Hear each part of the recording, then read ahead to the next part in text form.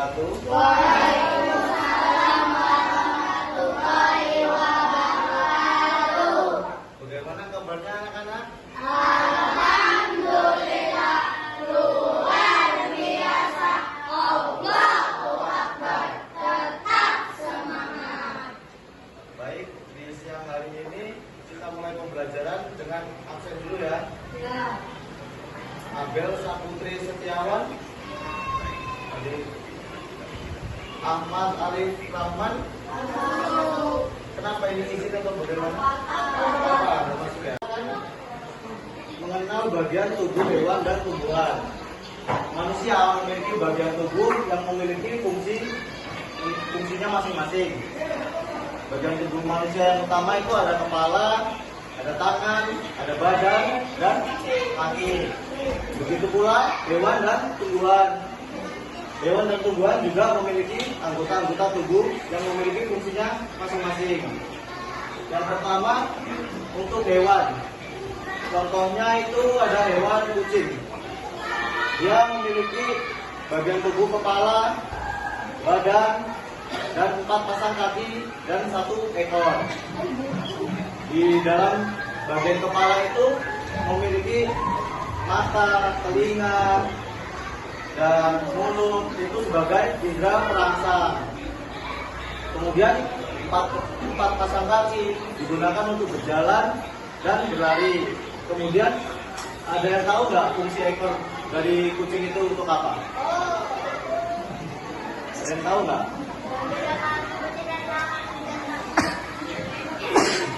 Bukan. Jadi sebenarnya fungsi dari ekor kucing itu untuk menyeimbangkan badan dia ketika dia berlari.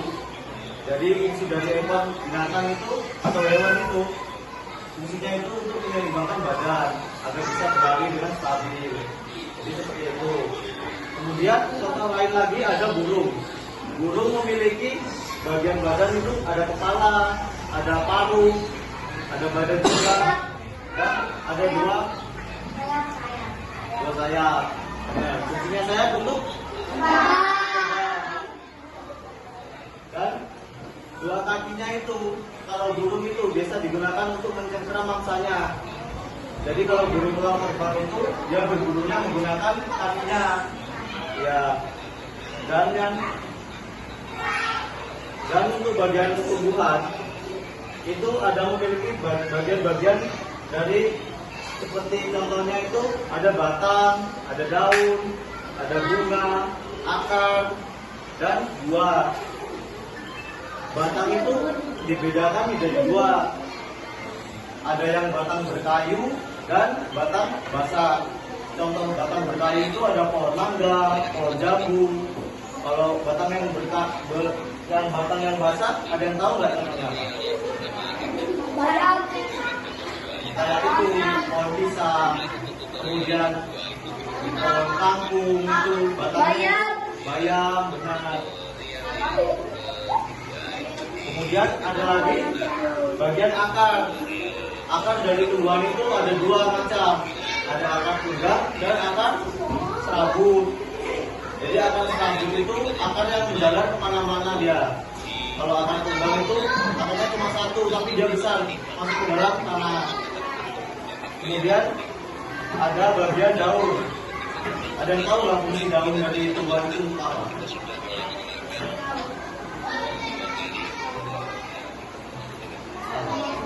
Fotosintesis.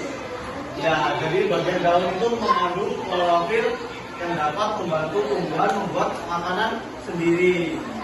Itu yang dinamai fotosintesis. Kemudian bagian tumbuhan itu ada juga yang namanya bunga. Bunga itu digunakan sebagai alat perkembangbiakan dalam suatu tumbuhan. Di dalam bunga itu ada yang dinamakan putik, yaitu alat kelamin dari betina, dan benang sari alat kelamin dari jantan. Kemudian jika mereka dibantu penyerbukannya oleh serangga, bisa lebah, itu dia akan menghasilkan buah. Jadi seperti itu ya untuk tumbuhan. Baik, ada yang mau ditanyakan mengenai bagian-bagian tumbuhan dan hewan? Tidak. Tidak. Oke. Kali ini kita akan belajar pelajaran bahasa Indonesia. Oke. Jadi materinya kali ini adalah mengenal tanda baca. Ada yang tahu nggak tanda baca itu apa? Kalian tahu menggunakan tanda baca nggak?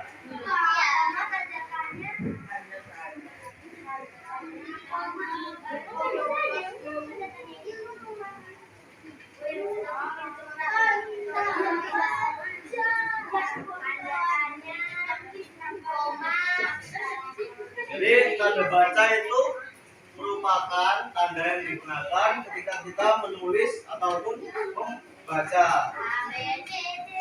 Jadi ada berapa banyak sih tanda baca itu di dalam kosakata bahasa Indonesia? Ada banyak ya. Ada tanda titik. Titik itu digunakan untuk berhenti atau mengakhiri sebuah kalimat atau kata. Jadi yang pertama itu ada titik.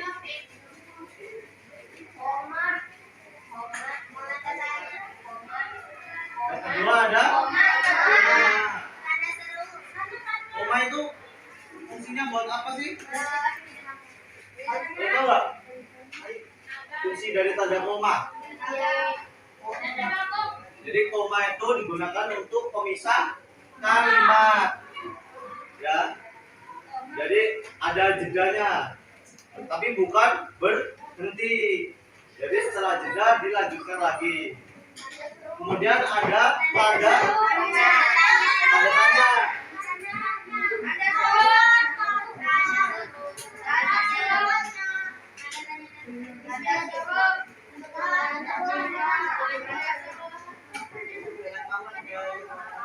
Jadi apa sih fungsi dari tanda tanya?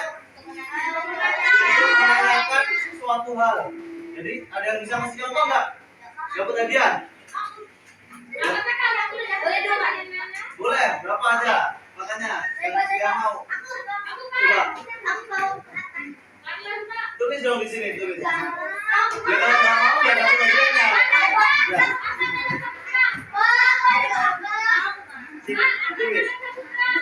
Yang mana? Ini. Sudah, sini. Di sini ya.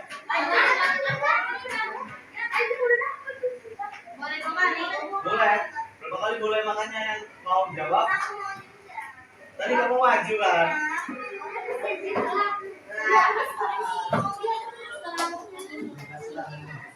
Bahasa Indonesia.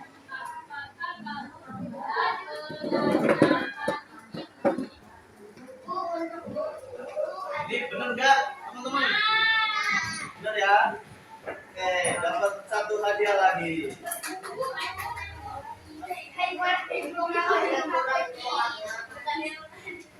Terus kemudian ada tanda apa lagi tanda?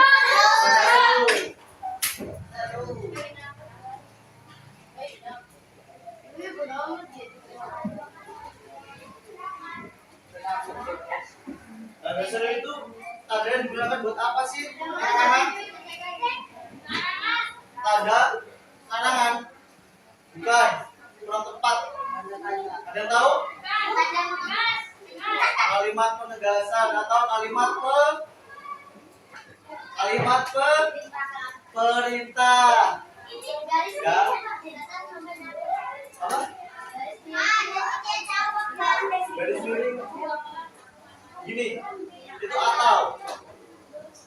Jadi ada yang bisa ngasih contoh nggak kalimat perintah?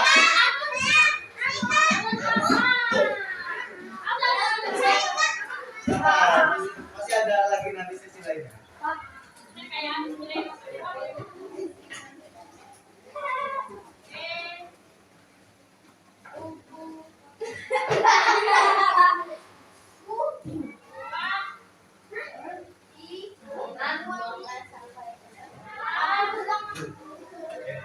Hah?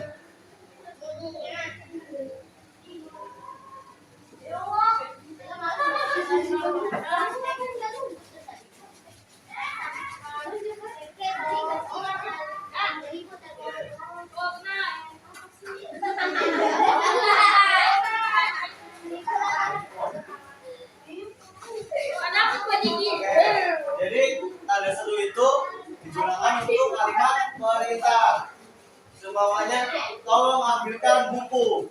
Di akhir kalimat digunakan tanda seru. Kayak di sini contohnya kan, buanglah sampah pada tempatnya. Jadi ini ada kalimat ke perintah.